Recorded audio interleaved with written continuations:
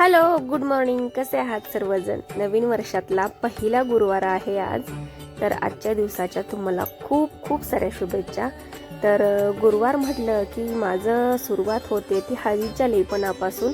हळदीचं लेपन वगैरे करून झालं, रांगोळी काढली, छान असं दिवा, अगरबत्ती, धूप दीप लावून छान उंबऱ्याची पूजा केली.